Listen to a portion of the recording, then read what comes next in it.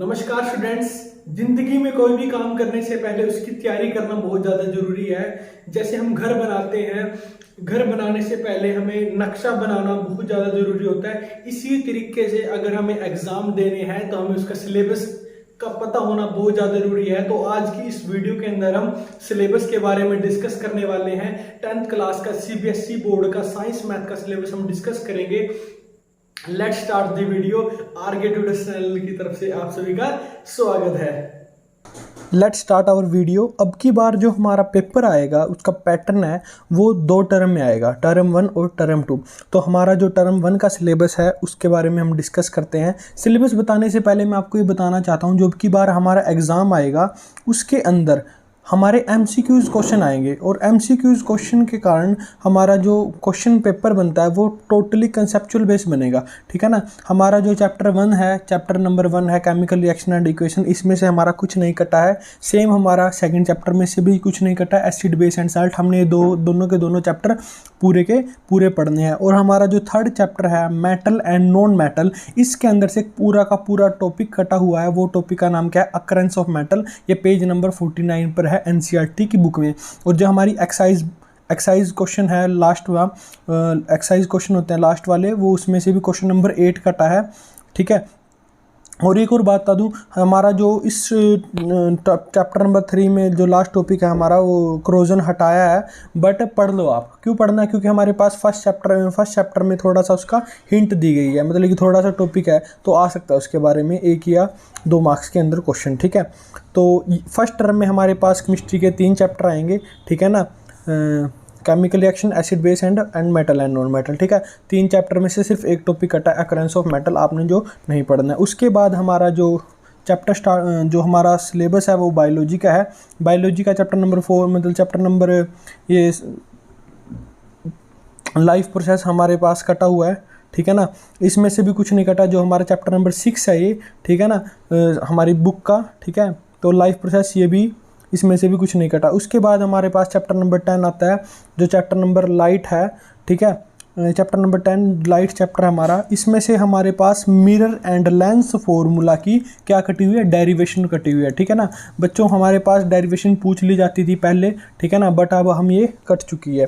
ठीक है। उसके बाद हमारा जो आता है 11 chapter human I and the colourful world, इसके अंदर से पूरा का पूरा ह्यूमन आई टॉपिक है जो कट चुका है। ये टॉपिक पहला ही टॉपिक है हमारे पास चैप्टर का। और इसके एक्सरसाइज के क्वेश्चन भी है, लिख रखे हैं, पहला, दूसरा, तीसरा, चौथा, पांचवा, छठा, सातवां, आठवां, नौवां, ये सारे के सारे क्वेश्चन क्या है? कटे हुए हैं। देखो हमको क्या पढ़ना है? पेज नंबर 193, जो depression of white light by a glass prism के आगे से लास्ट तक पढ़ना है। ठीक है ना। क्या पढ़ना है? 193 के पेज से स्टार्ट होकर इस चैप्टर के लास्ट पेज तक पढ़ना है।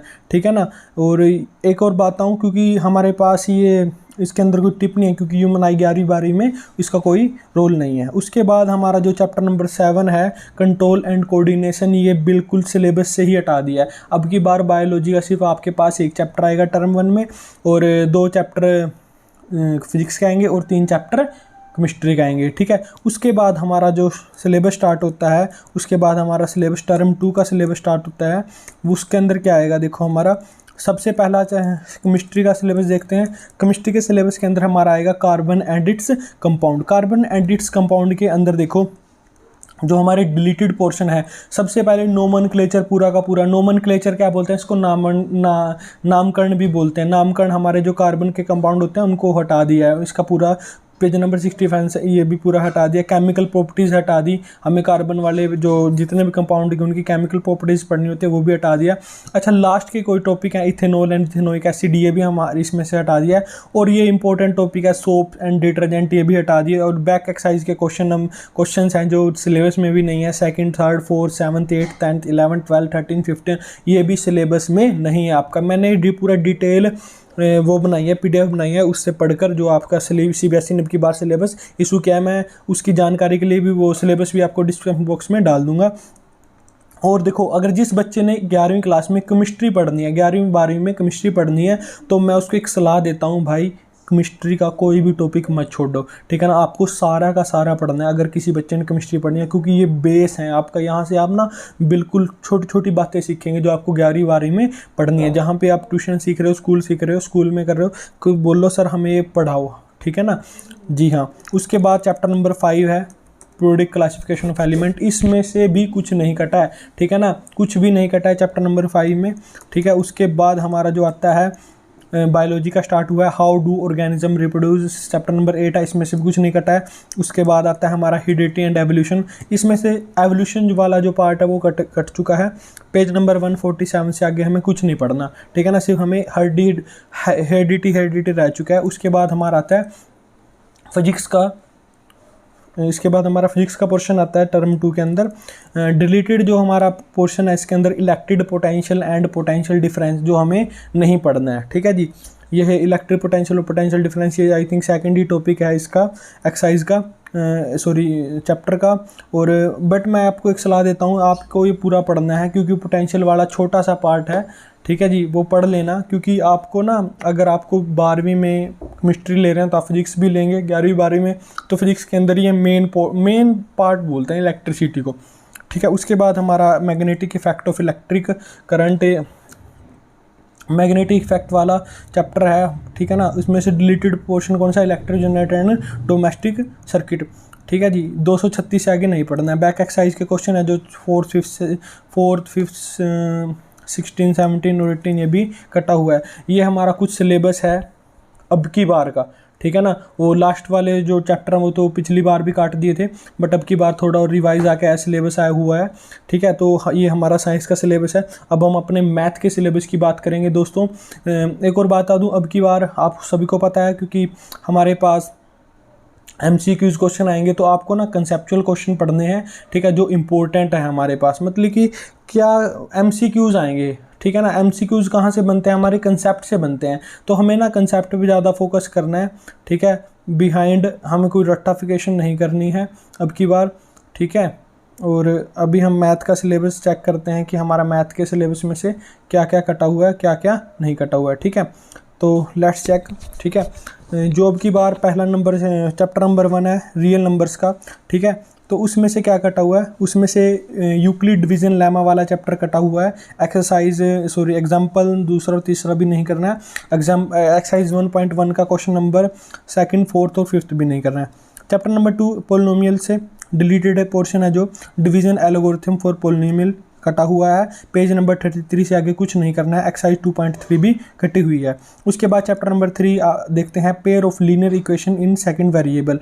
इसमें से जो हमारा डिलीटेड पोर्शन है वो क्रॉस मल्टीप्लिकेशन मेथड है। 4 मेथड है उसमें, तो एक मेथड है जो क्रॉस मल्टीप्लिकेशन वो कटा हुआ है। Don't use this method in solving the equation, ठीक है। बस आपको क्या नहीं यूज़ करना, इक्वेशन को सोल्व करते हुए ये इसको सोल्व नहीं करना है। उसके बाद जो हमारा 7th चैप्टर आता है टर्म 1 में कोऑर्डिनेट ज्योमेट्री, इसमें से एरिया ऑफ ट्रायंगल 7.3 कटी हुई है। पेज नंबर 168 से आगे कुछ नहीं करना, ठीक है। उसके बाद आता है हमारा ट्रायंगल वाला चैप्टर। अच्छा एक और बात, 7th चैप्टर इंपॉर्टेंट चैप्टर है क्योंकि ये आपके पास 12th में और 11th में इसका कुछ बेसिक पार्ट आता है, ठीक है। उसके बाद हमारा चैप्टर नंबर 6 है ट्रायंगल्स, इसके अंदर से कुछ भी नहीं कटा। और एक और बात हूँ, आपको MCQs कर लेना यहाँ से, RD या कोई आपको RS कोई बुक RS अग्रवाल पढ़ते हो तो वहाँ से आप MCQs कर सकते हैं। क्योंकि NCERT में तो हमारे NCERT में हमारे क्योंकि क्या नहीं होते, MCQs बहुत कम होते हैं। उसके बाद हमारा चैप्टर नंबर 8 आता है ट्रिग्नोमेट्री, ठीक है ना। ट्रिग्नोमेट्री में से कॉम्प्लीमेंट्री एंगल वाला टॉपिक कटा हुआ है। एग्जाम्पल नंबर 9वां 10वां 11वां नहीं करना है। एक्सरसाइज 8.3 भी कटी हुई है।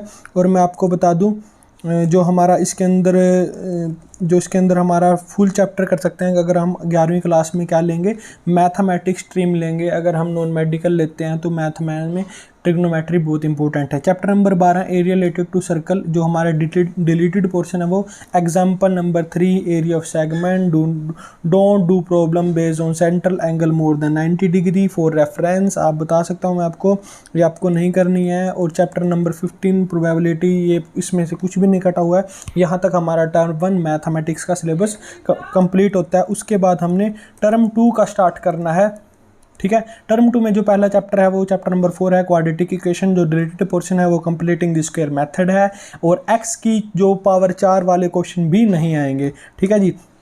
और उसके बाद चैप्टर नंबर 5 अर्थमेटिक प्रोग्रेशन जो deleted portion example number 16 and example number 5.3 ये नहीं करना है। क्वेश्चन नंबर 5 टू एंड, ठीक है ना, 15 तक ही हमें करने हैं, ठीक है। और उसके बाद हमारा चैप्टर नंबर 10 है सर्कल का, इसमें से भी कुछ नहीं कटा हुआ है।